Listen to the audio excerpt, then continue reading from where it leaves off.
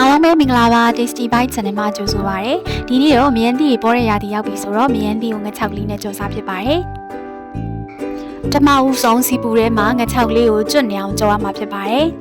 ။ငချောက်ကိုတော့အရသာအတွက်အချုံမုံလေးအနည်းငယ်လူပြီးတော့နေထားပြီးသားဖြစ်ပါတယ်ရှင်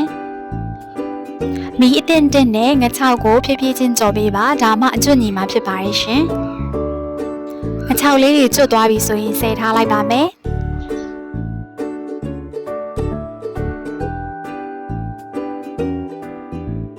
ပြီးရင်တော့ငချောက်ကြော်လို့ကြံတဲ့စီထဲမှာကြက်သွန်နီကိုထည့်ကြော်လိုက်ပါတယ်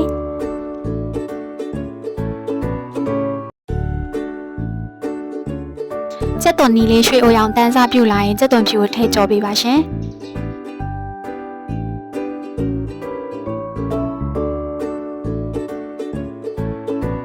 ကြက်သွန်လေးတွေကျွတ်ပြီးမွေးလာပြီဆိုရင်ငရုတ်သီးအကျန်းဘက်ကိုအဆက်စားနိုင်တဲ့လောက်ထည့်ပါမယ်ငရုတ်သီးကျွတ်ပြီးမွေးလာရင်ငပိစိမ်းစားရီဖြော်ထားတာကိုထည့်ပါမယ်ရှင်ငချောင်းနဲ့ကြော်မှဆိုပေမဲ့မယန်းသီးအချင်တက်ကိုထိမ့်ဖို့အတွက်ငမြရဲ့အစားငပိလေးနဲ့ထိမ့်လိုက်ပါတယ်ငပိစိမ်းနဲ့ပြောက်ရင်မယန်းသီးပပလီထားလေးထည့်ပါမယ်အချင်းအရန်စုမှဆိုလို့ Tasty ကတော့ငချောက်15ကျပ်သားလောက်ကိုမယန်းသီး5ကျပ်သားလောက်ပဲထည့်ထားပါတယ်ရှင်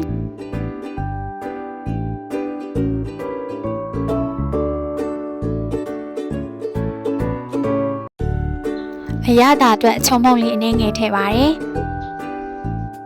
ပြီးရင်တော့ရေလေးအနည်းငယ်ထည့်ပြီးမယန်းသီးနှူးအောင်တည်ပါမယ်ရှင်။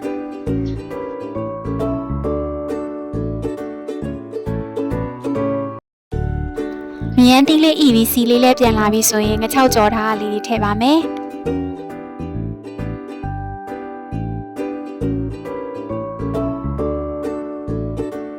နှမ်းစားအောင်မွေရင်ကြော်ပေးရင်လည်းအခုဆိုရင်တော့ထမင်းစားမိန်နဲ့မယန်းသီးငချောက်ကြော်လေးရပါပြီရှင်